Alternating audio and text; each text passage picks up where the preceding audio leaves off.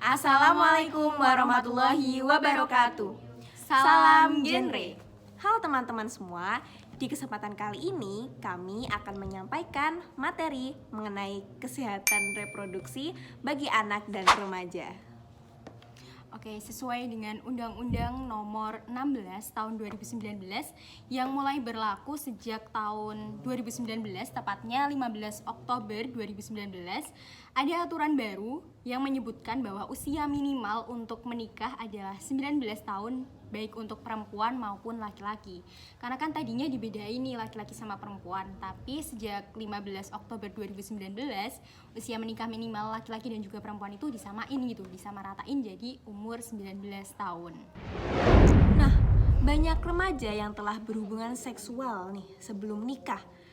Datanya pada 2001 di Sumatera Selatan, Kalimantan Barat, Nusa Tenggara Timur, dan Jawa Barat ada 4.158 remaja, 5%-nya laki-laki dan 3%-nya perempuan, serta 31 memiliki teman gadis aktif seksual dan 29% teman laki-laki. Wah, dengan jumlah yang seperti ini banyak banget ya. Ternyata banyak ya yang berhubungan seks pranikah gitu. Ya, dan teman-teman masih bisa lihat data lainnya di bagian sini ya.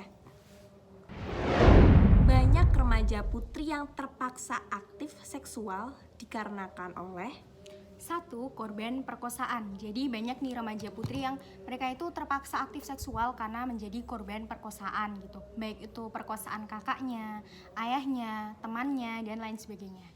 Kemudian yang kedua adalah mereka sebagai korban eksploitasi seksual. Dan yang terakhir, remaja tersebut terlibat prostitusi. Perilaku seksual berisiko ini sebagian besar tidak terjadi di tempat-tempat umum nih. Terus terjadi di mana ya, Sa? Contohnya itu seperti di diskotik atau di tempat umum lainnya, tapi malah terjadinya itu di rumah yang tidak direncanakan gitu. Oke, berarti pertanyaannya adalah sebenarnya orang tua ini kemana gitu ya? Padahal kan satu rumah tuh. Iya, benar banget. Lagian lagi COVID, masih COVID gitu kan ya.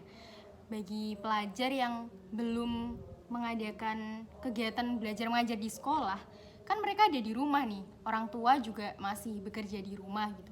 Semenjak COVID kemarin, seharusnya kasus-kasus seperti ini bisa kita genjot agar tidak meningkat gitu. Tapi ternyata faktanya banyak banget kasus-kasus seksual berisiko yang terjadi di masa pandemi gitu ya. Harusnya kan bisa diawasi nih oleh orang tua karena kan satu rumah, tapi kok malah ini tidak bisa dikontrol gitu ya. Mereka itu ada di rumah tapi sebenarnya nggak ada buat anak-anak mereka gitu. Sayang banget ya. Iya nih. Nah, kemudian fakta resiko reproduksi dan seksual di DIY dari data konseling, seorang anak usia 10 tahun mengalami kehamilan tidak diinginkan. Ya ampun, itu masih kelas 4 SD teman-teman. Kasian banget kan, harusnya anak 10 tahun ini bisa menikmati masa mudanya dengan bermain dengan teman-teman, belajar gitu ya. Malah dipaksa untuk bereproduksi. Dan kemudian ada seorang mahasiswi kampus ternama dengan penampilan religius, status sosial, dan status ekonomi yang bagus saja dapat mengalami kehamilan tidak diinginkan. Berarti emang sebenarnya orang yang rajin ibadah, kemudian orang yang pinter gitu, orang yang kaya tidak menjamin dia ini terbebas dari resiko reproduksi dan juga seksual gitu ya teman-teman. Nah, kemudian tujuan dari pendidikan kesehatan reproduksi itu apa aja sih teman-teman? Yang pertama yaitu memberikan dan mengelola pengetahuan kesehatan reproduksi dan seksual bagi siswa. Yang kedua yaitu membangun sikap positif pada diri siswa untuk menyikapi persoalan seksualitas dan juga reproduksi agar mereka ini mempunyai bekal istilahnya ya buat misalnya ada nih perempuan yang sedang mens. Nah, gimana sih cara-cara kita menghadapi masa-masa menstruasi, kemudian bagi remaja yang sedang istilahnya mereka tuh lagi berbunga-bunga gitu, lagi mulai ada nggak kebablasan. Ya bener banget. Gimana caranya? Nah ini penting banget buat kita memberikan pendidikannya ya, supaya tidak mengalami kejadian-kejadian yang tidak diinginkan. Dan yang terakhir, membentuk bersama perilaku siswa yang bertanggung jawab dalam konteks seksualitas dan reproduksi. Nah, ini kan artinya ya gimana sih kalian bisa bertanggung jawab terhadap diri kalian sendiri gitu. Apalagi masa-masa remaja ini rentan banget ya, karena kasus seksual itu sebenarnya sebagian besar itu terjadi di usia remaja gitu. Nah, kemudian pendidikan Kespro ini sebenarnya sudah ada belum sih di sekolah? Harusnya ada dong ya, di selama mata pelajaran gitu. Mungkin IPS ada? Ada. Kalau di IPS itu biasanya disisipkan di pelajaran sosiologi. Kayak misalnya kesetaraan gender. Nah, kesetaraan gender yang positif itu contohnya di Indonesia yaitu tentang perjuangan Ibu kita Kartini, di mana beliau memperjuangkan hak-hak wanita pada saat itu yang tidak diperbolehkan untuk belajar. Kemudian Ibu kita Kartini itu mengembangkan gimana sih caranya biar perempuan itu setara dengan laki-laki gitu ya. Oke, kalau di aku nih ya, di IPA, aku ada pelajaran biologi. Nah, di sana sebenarnya kita tidak belajar mengenai hubungan sosialnya kesehatan reproduksi dengan manusia ataupun dampak sosial dari adanya perilaku seksual pranikah ini gitu. Tetapi kita belajar apa aja sih sebenarnya dampak-dampak yang timbul apabila kita melakukan seksual pranikah gitu. Di sana juga kita belajar penyakit apa saja yang bisa timbul kalau misalnya kita melakukan hal-hal yang tidak senonoh gitu. Istilahnya kita melakukan kegiatan yang ya istilahnya bisa disebut perilaku seksual pranikah gitu tadi gitu. Dan di sana kita belajar HIV, belajar AIDS, kemudian banyak lagi perilaku dan juga penyakit-penyakit seksual yang bisa kita pelajari. Tapi tidak hanya itu, kita nggak cuma sekadar mempelajari penyakitnya, oh ini ada itu kita nggak cuma kenal sama penyakitnya gitu, tapi diharapkan kita bisa mengatasi. Nah, jadi di sana kita diajarin juga gimana sih cara menanggulangi penyakit ini, obatnya apa aja itu kita belajar di situ gitu. Sebenarnya kan udah dipelajarin juga ya di materi sekolah gitu sedikit-sedikit, tapi emang kalau materi KSR ini harus disampaikan secara khusus agar para remaja, anak-anak itu bisa memahami dengan lebih baik lagi gitu. Nah, kemungkinan ini dengan kita memberikan pendidikan tentang kesehatan reproduksi itu, yang pertama kita tuh berikhtiar bagi untuk pemenuhan hak-hak kesehatan reproduksi anak dan remaja.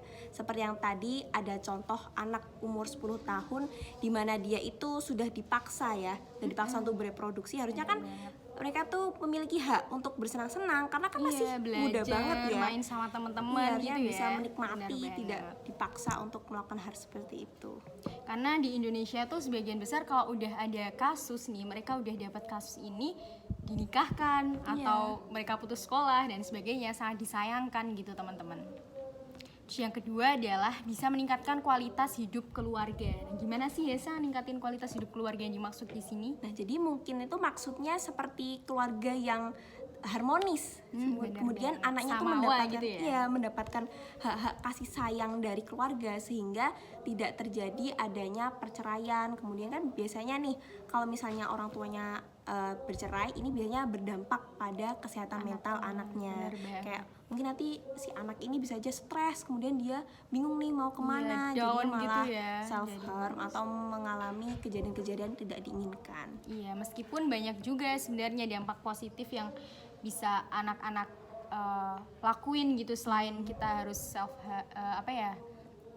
kita menyakiti diri sendiri, kemudian kita malas belajar. Kalau misalnya kita stres kan jadi malas belajar nih, terus nanti jadi diem aja di rumah gitu kan. Sebenarnya bisa juga melakukan hal yang lain, tapi faktanya adalah anak-anak di Indonesia sebagai korban mental health gitu ya. Nah, mereka ini sebenarnya malah melakukan hal-hal yang tidak diinginkan gitu, dan dampaknya juga sangat bahaya gitu, bahaya.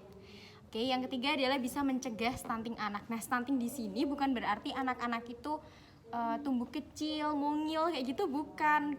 Katanya bilang gini, apa sih kamu kecil-kecil udah SMA gitu. Enggak kayak gitu, itu bukan stunting ya. Jadi jangan sampai teman-teman bilang kalau ada temannya yang kecil nih dibilangin, ih kamu stunting ya, itu nggak boleh ya. Sebenarnya stunting tuh nggak kayak gitu. Stunting itu lebih ke kurang gizi gitu ya. Bisa dibilangin kurang gizi karena apa ya? Pemenuhan gizi pada anak tersebut tidak tercukupi dengan baik. Nah, itu bisa disebut dengan stunting.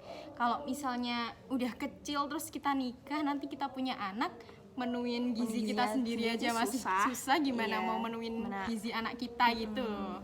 Dan kemudian yang terakhir itu membangun keluarga yang berkualitas dan mendukung gender equality. Tidak jauh berbeda dengan meningkatkan kualitas hidup keluarga yang sudah kami sebutkan tadi.